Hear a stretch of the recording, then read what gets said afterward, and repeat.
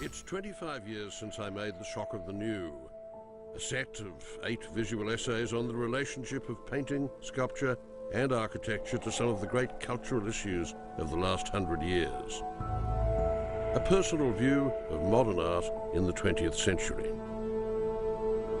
I was trying to tell the story of how art has always attempted to stay one step ahead of the game, defining who we were, what it meant to live in the time in which we lived, and what the future, however bold and however shocking it could be, might hold.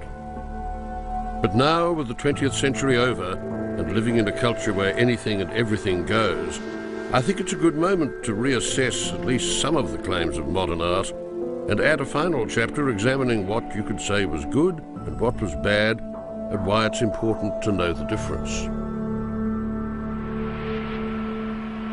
Today, newness in art doesn't seem to matter so much because it's expected, it's museum policy, it's routine. Maybe the shock of the new simply doesn't matter anymore. But in that case, it's become all the more important to decide for yourself whether a work of art is just a little feat of novelty or whether it actually has something fresh and vital to say.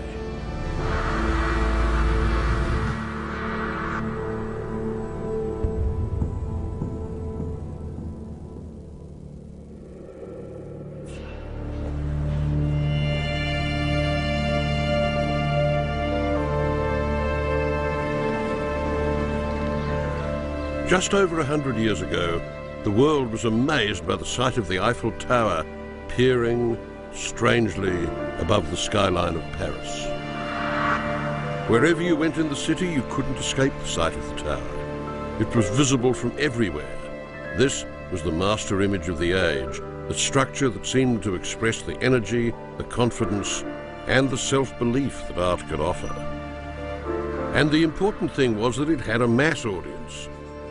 Millions of people, residents and visitors, were touched by the feeling of a new age that the tower made real.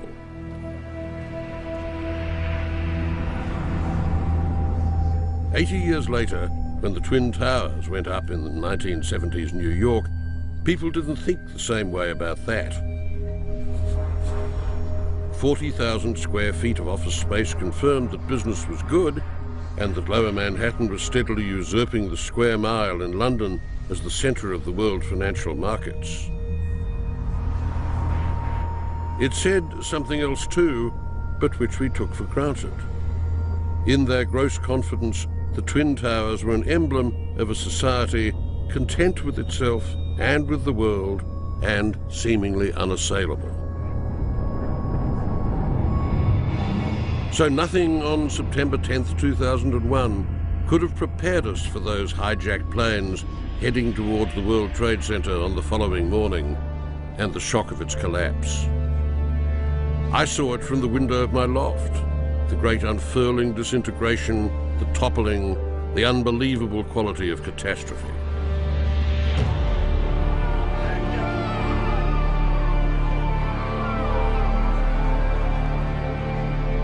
Replayed 1,000,000 times, the fall of the towers has become one of the iconic images of the 20th century. To anyone with a biblical background, it also suggests the fall of the Tower of Babel.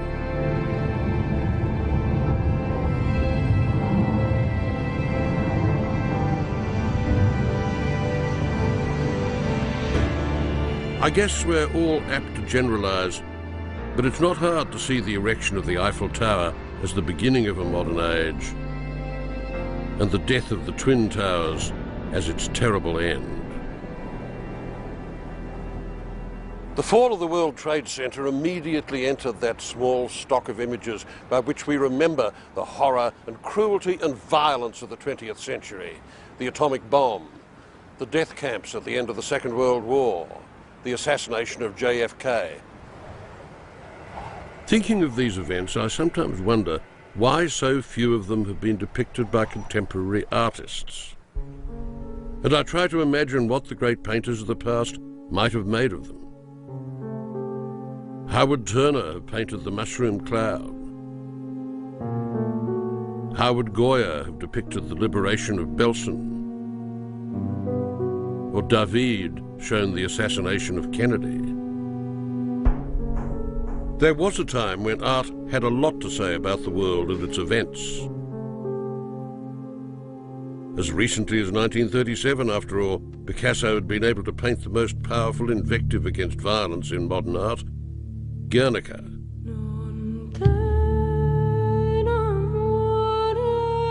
But it was surely the last modern painting of major importance that took its subject from politics with the intention of changing the way that large numbers of people thought and felt about power.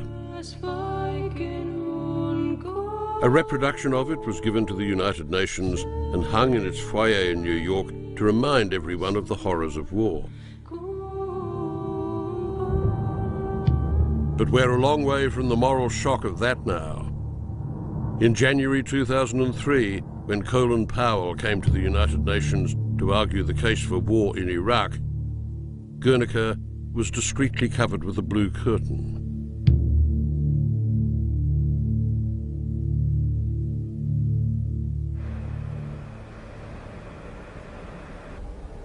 We don't do art like this anymore.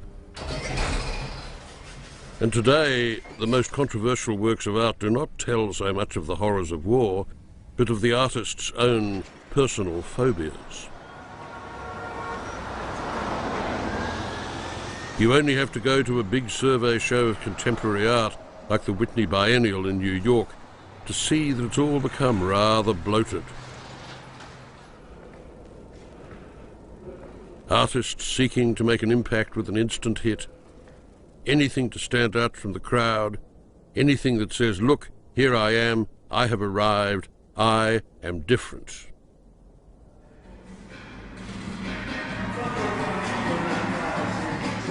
Whatever it is, it's about making an immediate impact, about fast, gettable and sellable images. Shit, man, this is what they used to do in Notting Hill Gate in 1964.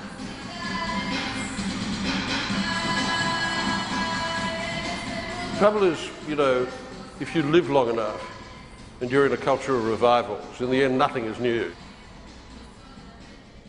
It's as though Western art began with Andy Warhol.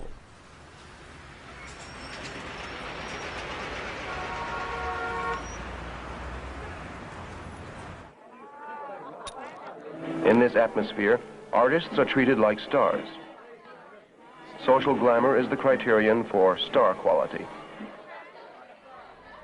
Andy Warhol did more than any other artist to turn the art world into the art business. Although his late work descended into feeble, repetitious kitsch, the main message of his career came through very loud and very clear. And it was that the primary model of art was fashion. His paintings, tremendously stylish in their rough silk screening, mimicked the dissociation of gaze and empathy induced by the mass media. The banal punch of tabloid newsprint, the visual jabber and the bright sleazy colours of TV, the sense of glut and anaesthesia caused by both. Two Elvises are better than one, and one Marilyn, patched like a gaudy stamp on a ground of gold leaf, could become a sly and grotesque parody of the Virgin Mary fixations of Warhol's own Catholic childhood, of the pretentious enlargement of media stars by a secular culture, and of the similarities between both. I want to be a machine, said Andy. Well, he didn't quite succeed in this high ambition, probably no artist can, but he did leave this strange legacy whereby artists who came after him engaged obsessively in the production of serial novelties.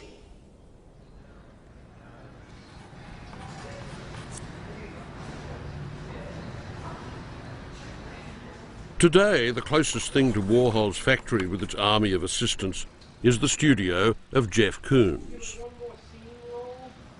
I wanted to meet Koons because he is probably the most famous living artist in America. Born in Philadelphia in 1955, Koons started very young by rearranging the items in the window of his father's shop. He financed his art by earning money as a commodity trader on the New York Stock Exchange and began his artistic career by putting consumer items in plexiglass boxes, anything from vacuum cleaners to basketballs. A trick he'd learnt from Marcel Duchamp, an artist who made his name with ready-made sculpture in the teens and 20s of the last century. In the mid-1980s, Koons concentrated on reproducing stainless steel model trains that had once contained Jim Beam whiskey. He dabbled in a laundered and winsome kind of pornography after his marriage to the Italian politician and porn star Cicciolina, with a series called Made in Heaven. He then duplicated advertising images of luxury goods, directing his assistants to paint exact replicas for a purpose that I've never really been able to fathom. Like Warhol, he hooks onto the ad mass imagery of an age and tries to turn it into iconography. His statues of subjects like the Pink Panther are kitchified into porcelain like enlarged souvenirs. He uses the same technique with religion, such as this copy from Leonardo, a statue of John the Baptist, as though his work and Leonardo's were in some sense one and the same. Religion has diminished into celebrity, a kind of reverse apotheosis made most clearly in his sculpture of Michael Jackson and his pet monkey, Bubbles. I saw Michael at the time as somebody that really would do anything for his art, somebody that was just transforming himself. He wanted a large audience, and at the same time, the public seemed so hungry for this too. You know, Michael really was a symbol of the kind of the celebrity culture and everything that we look to that culture for. I mean, this deals with kind of this Christ-like quality of, you know, putting somebody in this type of situation. Well, here he is saving the soul of this little ape. Well, I think it has to do with a sense of evolution and a sense of eternity. But I think there's tragedy in this piece, and I think the tragedy was always there. There was tragedy in what Michael was doing to himself. There was always this tragedy of how culture looks to the celebrity. I was really thinking about Renaissance sculpture. I was thinking about the Vatican and how the Vatican's used art, and this is within that tradition. But I was thinking of Michelangelo and the Pieta. Koons's act, which is not perhaps even an act, is to believe that he is a natural descendant of the great artists of the past, interpreting religious iconography with a kind of contemporary twist, but aspiring to the same level of eternal fame and truth. Perhaps if you mention your name in the same sentence as Michelangelo's, people will begin to see you in the same light. And if you then go to Italy and hire lots of craftsmen to work for you using the same materials, then you can start taking yourself even more seriously. I saw Masaccio's Expulsion, and that was really kind of the genesis of the Made in Heaven work. I was really moved by the Expulsion, and I guess I felt... But the Expulsion is a deeply pessimistic, even tragic image. I mean, here are these people, Adam and Eve, who have just lost everything. They've lost all their sources of happiness. They're being thrown out. What relation does that have to yours? Well, but humankind, I mean, we're in that state since that moment, and to deal with that state. And so people have guilt and shame, and my work has dealt with guilt and shame for a long time. Sex is a fairly common theme in Koons's work. Sometimes it's moderately subtle, sometimes it's quite explicit, and at other times it's rather confusing. A woman in a bath with the top of her head cut off, surprised by an underwater diver with a snorkel. I tried to relate that cultural guilt and shame to guilt and shame that people have about masturbation. And most young children come in contact with their bodies when they take a bath. And do both of these come together in this girl as a masturbation image and in covering her breasts? Well, it's kind of different. I mean, the sense of the bathtubs there, the guilt and shame is, I think, that the viewer feels too, because I think you want to participate, the viewer, in the victimization that's happening here. I mean, she's startled, she's trying to protect herself, but yet, you know, this finish here, it's so sensitive. I mean, I want to touch the hands, I want to touch her arm. And so it has that sense of quality that the medium, kind of this victim-victimizer role that's taking place here. But the voyeur or interferer or whatever he is actually is also cut off, isn't he? I mean, there's no way that he could fit in there. That's correct. You know, I guess maybe this is us. That's, you know, underneath there in the snorkel. Today, Koons and his assistants are working on a series of large children's toys, playing with materials, inflating dogs and lobsters, and then recasting them in aluminium so that they acquire weight and a sort of gravitas. Nobody questions the work because Koons's lock on the market is so thorough. His Woman in a Tub sold for $1.7 million, the Pink Panther for $1.8 million, the train of whiskey bottles for $5 million. Over the last 25 years, I've been amazed at the rise in prices and the sheer volume of the art market. $100 million for a Picasso removes the work from public currency. It says, look, I can belong only to the super rich, and all other Picassos are just the same. This alienation of the work from the common viewer is actually a form of spiritual vandalism, a cultural obscenity. What on earth is going on? Theo Westreich runs an advisory service for collectors, assessing value amidst the hype and telling you, the neophyte, who is hot, who is not, and why art has become such a popular investment for collectors. The reality of collecting, the desire to own, the desire to behold, the desire to learn, the desire to have, never changed. We have an enormously rich history of collecting. What's different now is that the nature of collecting has changed only because there are more people who can play in the market. Why do they want to? It's sexy. It's fun. It's engaging. It's fast-paced. It's opportunistic. It's about your culture and your time. You understand it. You can embrace it. It confers value on you, the collector, to have objects that other people perceive as important, valuable, critical.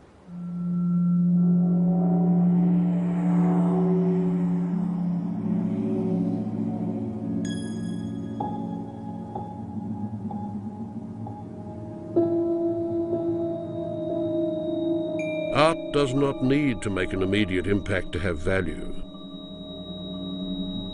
It can be troubling and yet still bear repeated viewings.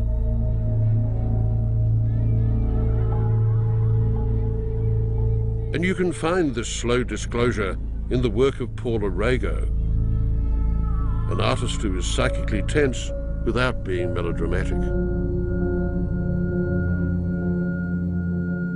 I think she's the best painter of women's experience alive today.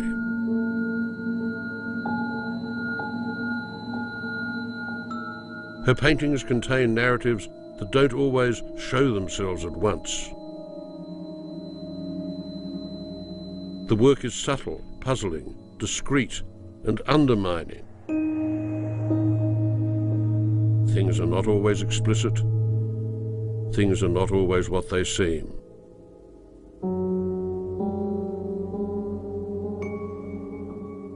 Paula Rego tells stories, fairy tales, fables, plays, parables, and the folklore with which she grew up.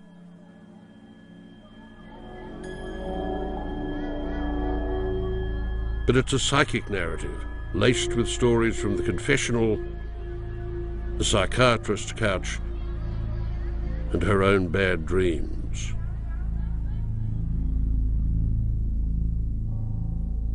I think that all paintings, ever since they began to be paintings, were about stories. All stories give an explanation for the world. They all give a face, they all make sense of the world. in their way, they make sense of the world. And the violence in the world, which there is plenty of, you see also in the folk tales. So it makes sense of the world. It condenses it and gives it a form and makes it much more acceptable to see. Rego's paintings draw on memories of her childhood, a world of dark secrets, compromise and betrayal, a murky mythology in which the public and the private interweave in love and family life.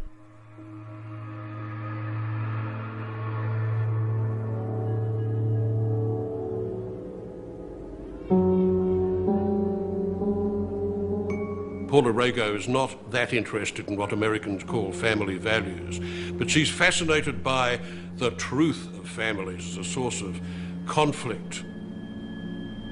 When there are two people or more in a Rego, you can be quite sure that something rather bad is going to happen to at least one of them. You very often seem to deal with childhood memories that you find repulsive, and then you work through them. Yes. Has painting always been a means towards doing that? It's always been a means of doing things I couldn't do any other way. So you can do things in pictures that you can't do in life, ever. Her childhood in Portugal was coloured by growing up under a military dictatorship. A work such as this, The Interrogator's Garden, shows a guilt-free fascist in rubber gardening gloves, a torturer, perhaps a rapist, a man confident of his own unassailable position in a society gone wrong that demeans women, bans dissent, and outlaws free speech. Her painting, The Policeman's Daughter, brings home the ruthlessness of a world where childhood is compromised and made sexual. The Policeman's Daughter. Yeah. This picture of a girl lovingly shining her father's jackboot, one of the main symbols of oppressive authority of the 20th century, clearly has a very great political resonance for you. Her devotion to her father is not necessarily political, although she is certainly a very obedient girl and likes to do what her father asks her. I think it's more that kind. If that is political, then it is political. But it has to do with obedience and being very well brought up. But The Policeman's Daughter also seems to me to carry a very powerful image of incest too. Probably. Only probably? I mean, it wasn't intentioned at the time. I mean, I didn't think, oh, this is incest, but I think probably yes. My daughter, who was posing for me, she was wiping, and I said, darling, just ram your fist down the boot. Ah. Right? And that's how it happened. Mm-hmm. I just told her, just ram your fist down there. And she did. And like a good daughter. Like a good daughter, yeah. I mean, she was okay. You know, so it worked.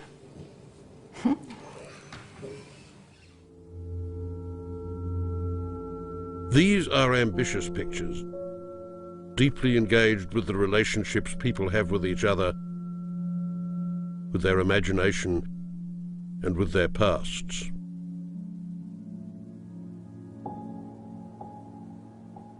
Has there ever been a time when you didn't think of your art in terms of a wider kind of social address? Well, I never do think of it as a wide kind of social address. Yeah, but you're not a simple painter who paints, say, still lives. No, I don't know how to do, no. You're always I can't see painting the human point. situations. Yes, I am. Fight, power play. Power. Who bullies whom and all this, and the injustices that go on. I mean, there's a whole series I did on abortion pictures, for instance, which were political pictures with a message, you know, straightforward message. And they were done because I wanted to do something about it, you see. In Portugal, abortion is still a crime, and these images show the consequences of people seeking backstreet abortions. the images are not sensational for sensation's sake. They're real and have a haunting impact. Rego's art makes it very clear that painting, in order to be contemporary, does not need to be about glitz or surface or media references, and that painting can actually have something to say, even though that something may not be immediately agreeable.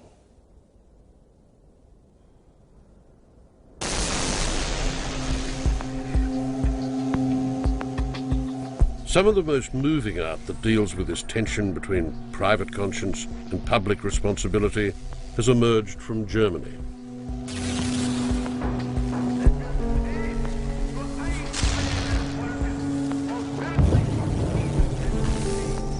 I decided to go to Berlin because it's this city that has most embodied the troubled nature of the 20th century.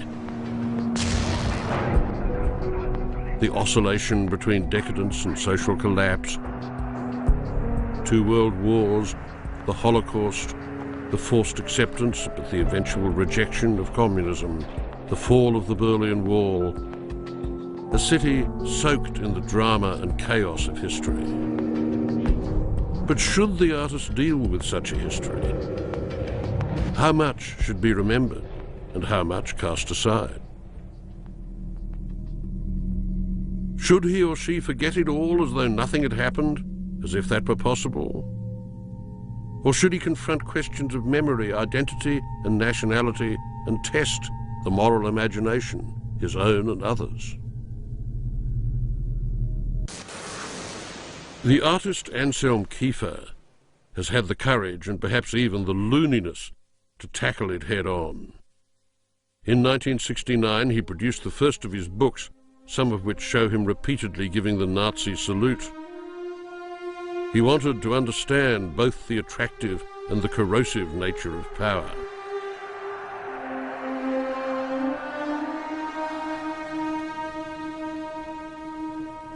Kiefer probes deeply into the roots of German history and identity.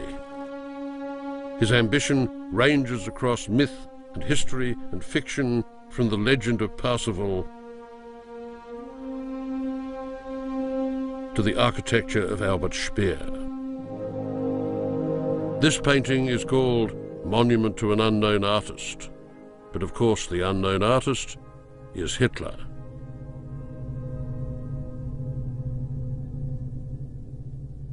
Kiefer's work covers an enormous terrain of cultural reference and pictorial techniques, and in the process he's tried to shoulder the content of tragic history and redemptive hope that so much recent art has tended either to trivialize or ignore.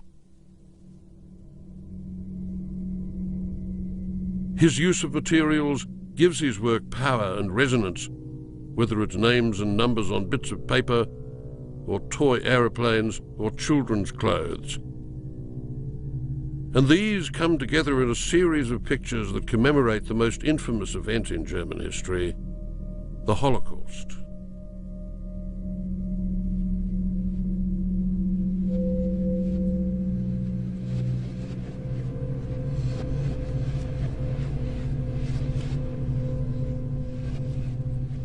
"20 years ago, Anselm Kiefer was attacked by some Germans as a neo-Nazi.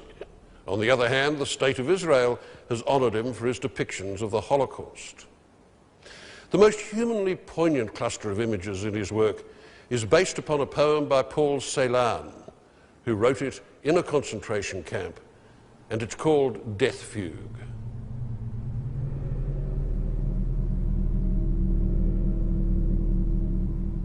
Death is a master from Germany. His eye is blue, he strikes you with leaden bullets. His aim is true. A man lives in the house, your golden hair, Margareta. He sets his hounds upon us. He grants us a grave in the air. He plays with the serpents and dreams. Death is a master from Germany, your golden hair, Margareta, your ashen hair, Shulamit.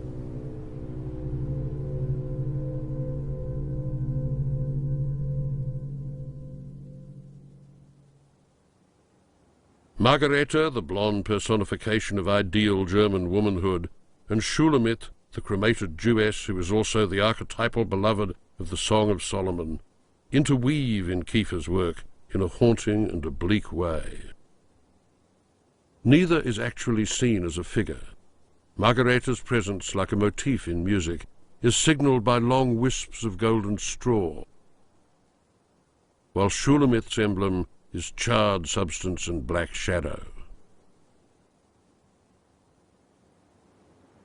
What can I remember? What should I remember? These questions run through Kiefer's work from the very beginning. His art sets itself against the sterile irony and the sense of trivial pursuit that infest our culture. It affirms the moral imagination.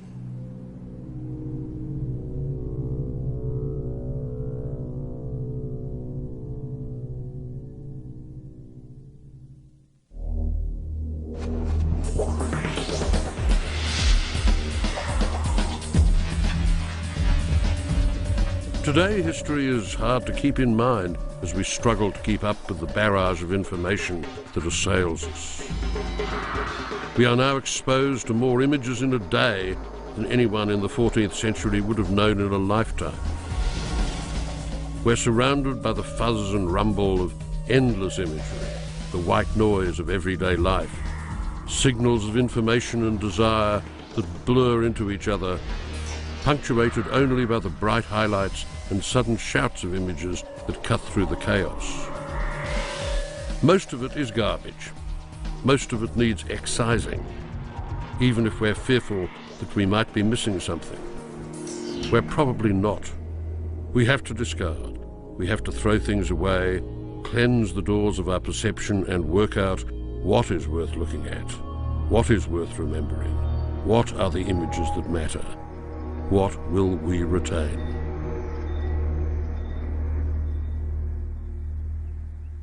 An artist who knows the contemporary world, but also seems to know what to filter out of it, an artist who has been radical by turning away from the chaos to pursue the beautiful, is David Hockney.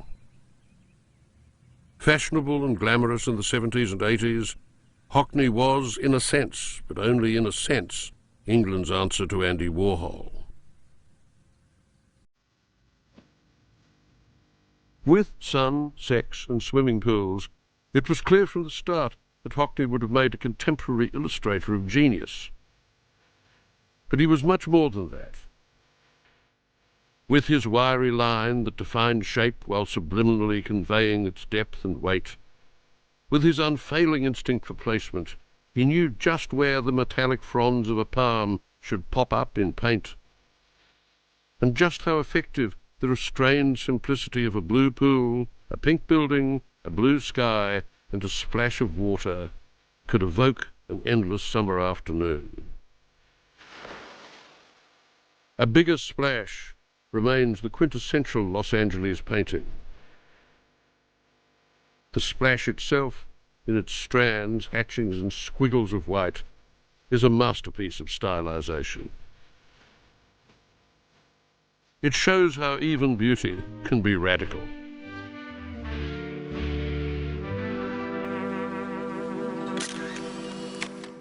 Then Hockney turned to photography. Distrusting the single-image stare of the camera lens, he took to fragmenting each scene or motif by taking hundreds of images of it and then constructing a semi-cubist patchwork out of these shifting, overlapping views. It was an attempt to put time back into photography, the darting look of the painter's eye. In the end, I'm not sure that this was the best part of his work. In any case, now he's turned 180 degrees and he's come out the other side, returning to drawing and painting and creating some of the simplest and most restrained images of his career.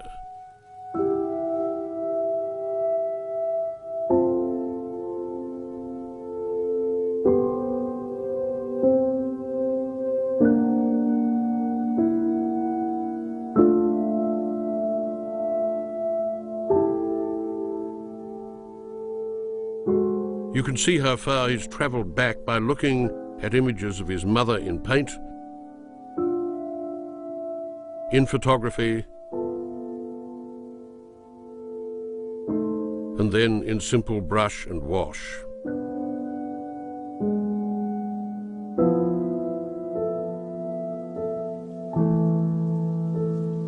Today he's working in watercolours, painting directly without prior underdrawing, with as few brushstrokes as possible.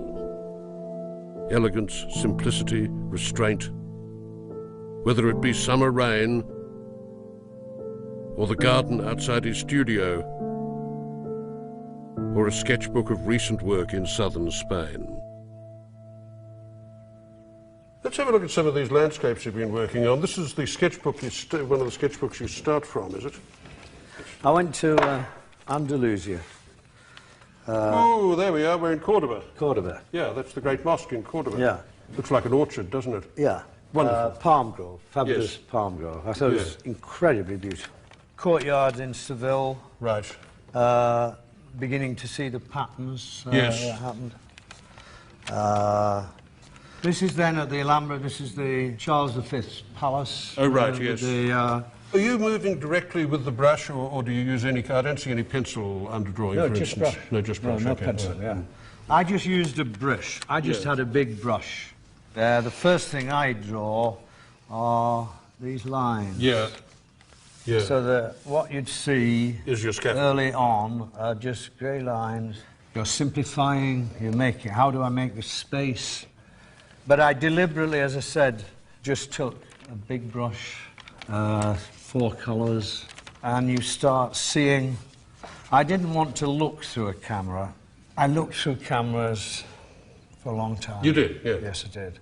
And in the end, you're more aware of what's at the edges, what's not there. It's forced to be a certain kind of picture. I mean, that's Cordoba. I thought it was unphotographable, actually, in a way. Well, you're pretty much right. I know I've tried to photograph that in my amateurish way, and it just comes out looking like a mess. Yeah.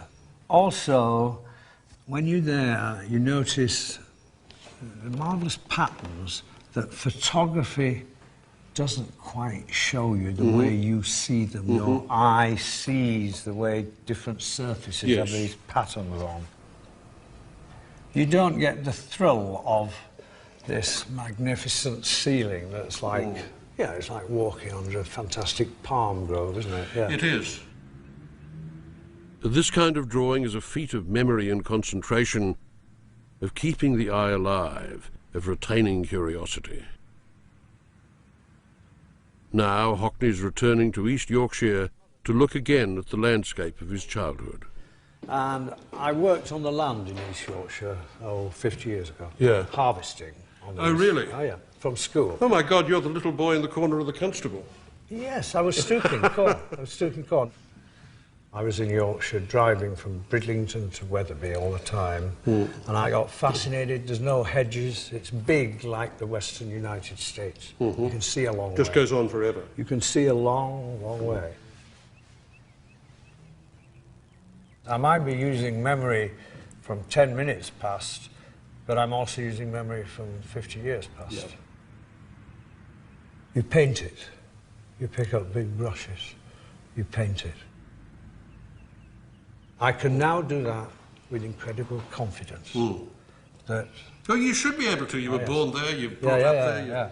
But you do it in painting. Yeah. You cannot photograph this. Yeah. It's not the same. It has to be painted. Fascinating. Well, there you go, David. You got your work cut out once Yes, again. I have. I have a big project. I have a big project coming up, and I'm looking forward to Yeah, it. you've always got a big project Yeah, coming I up. have. Yeah. It's called The World, mate. Yes.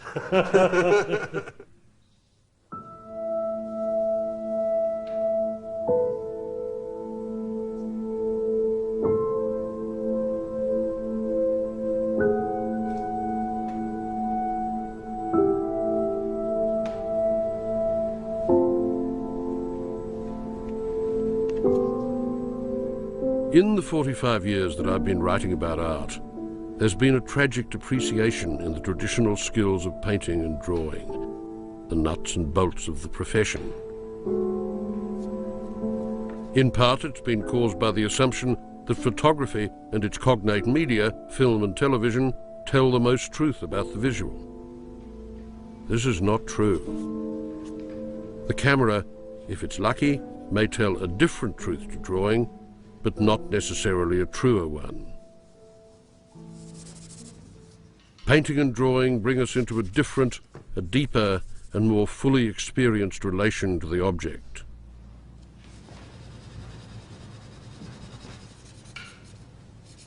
We have had a gutful of fast art and fast food. What we need more of is slow art, art that holds time as a vase holds water. Art that grows out of modes of perception and making, whose skill and doggedness make you think and feel. Art that isn't merely sensational, that doesn't get its message across in 10 seconds, that isn't falsely iconic, that hooks onto something deep running in our natures. In a word, art that is the very opposite of mass media.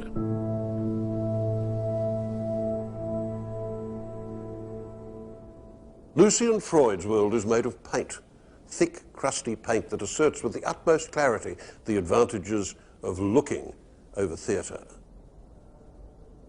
I don't think there's an artist alive, and there hasn't been one since Picasso, who made the scrutiny of the naked human body such an unsettling business.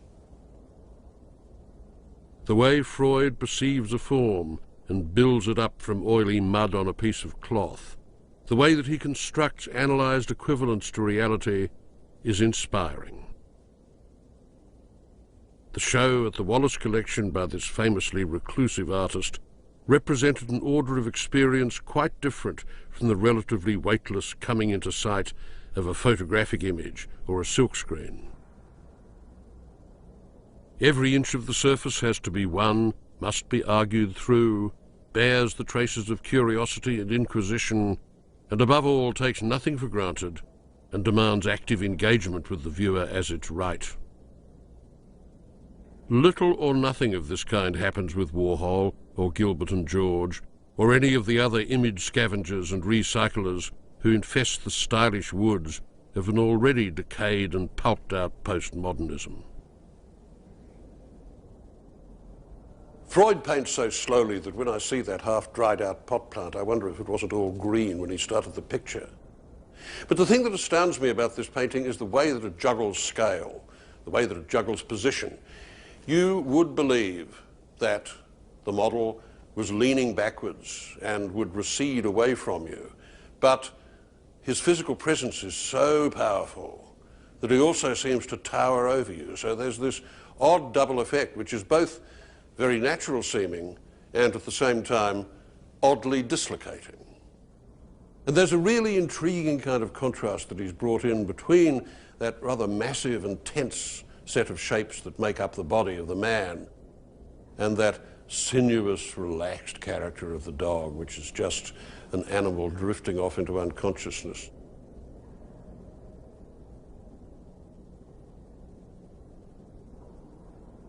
Not far from where Lucian Freud lives in London, there is a riding school, and in that school, one of the horses particularly caught Freud's eye. I mean, Freud has always been fascinated by horses because apart from anything else, he's been a big gambler on the GGs over the years of his life.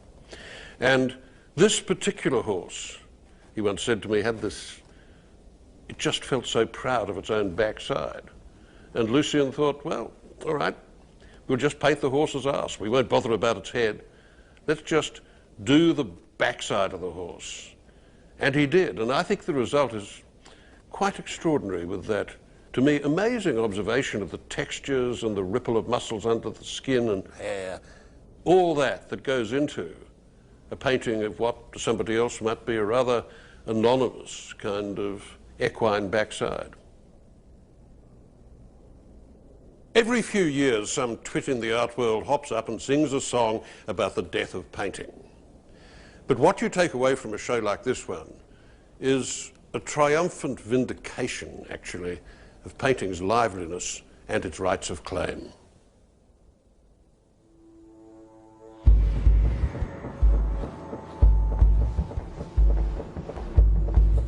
Painting is, you might say, exactly what mass visual media are not. A way of specific engagement, not of general seduction.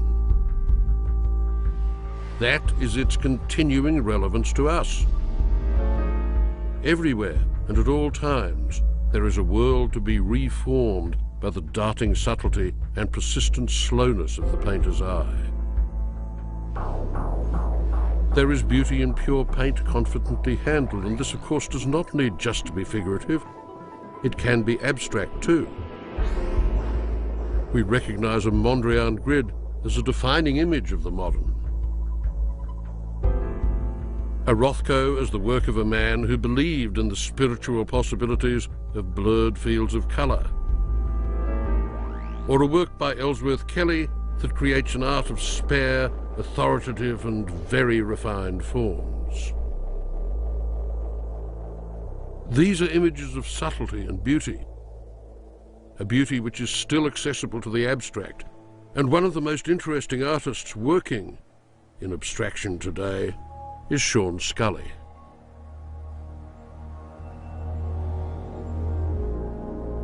His work is contemplative, painterly. He wants to make art that everyone can understand. He does that by grounding his abstract painting in shared urban experience.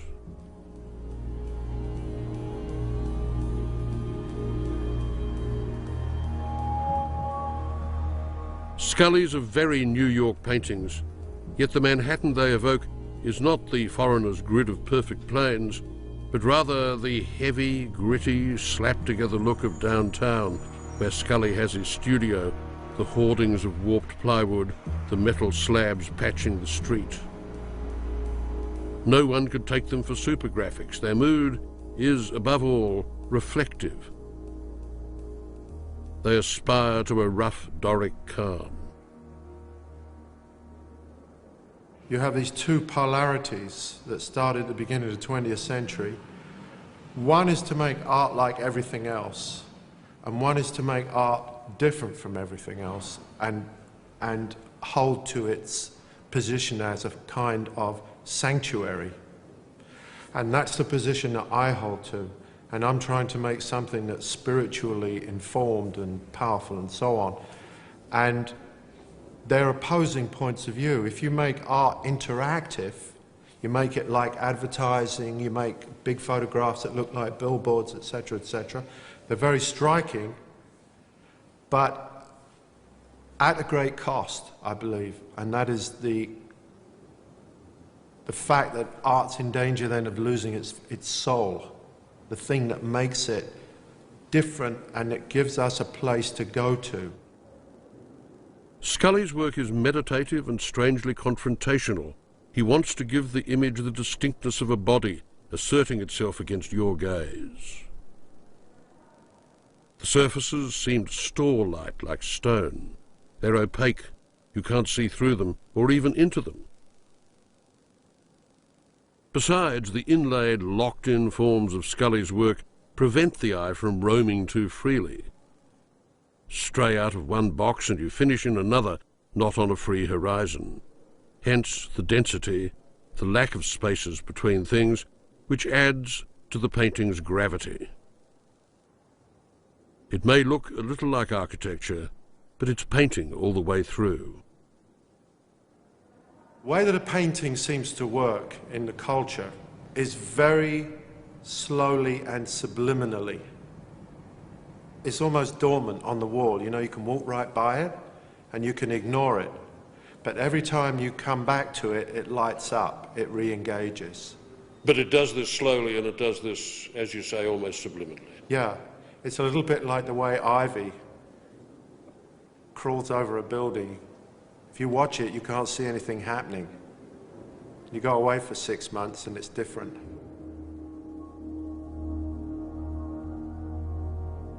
This is not instant art. It takes years of concentration, years of looking and going in and out of fashion, still painting when faced with the twin poisons of either failure or success.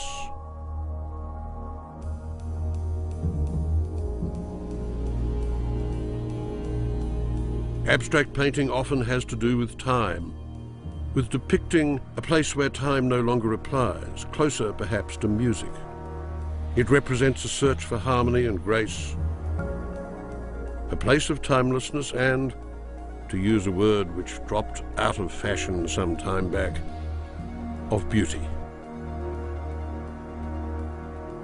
100 years ago, 75 years ago even, people used to talk about revolution as though it were the model of art. Art was supposed to be revolutionary. Art was going to produce, if you did it right, it was going to produce some kind of social change. I'm not at all sure that that was ever achieved, and if it was almost invisibly so. And today, I think we're left with a more modest but an equally difficult task for art to do, and that is to be beautiful, to manifest beauty. People need beauty. There's a hunger for it amid the clamour of visual imagery that surrounds us. And so we seek out zones of silence and contemplation, arenas for free thought and unregimented feeling. Museums have supplanted the church as places both of social congress and of civic pride. They are the new cathedrals, and despite the dubious quality of some of the stuff that actually goes in them, or even outside them, there's a growing hunger for the direct experience of art on a museum wall. A world away from the forest of media, work that is unique and obstinate in its individuality, whether it be by an Anselm Kiefer, a Paula Rego, a Lucian Freud, or a David Hockney. We're seeking value, looking for meaning, a place outside ourselves that tells us that there's more to life than our everyday concerns and needs.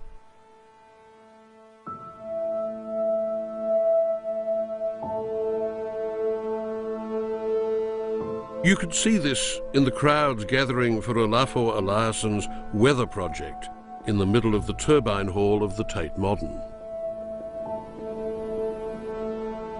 Hundreds of monofilament lamps that suppressed all colours except yellow, shedding a gold light through gloomy air thickened by fog machines underneath a mirrored ceiling. People lay on the floor, staring up at themselves reflected in that ceiling, lit by the pale yellow light of their new sun god.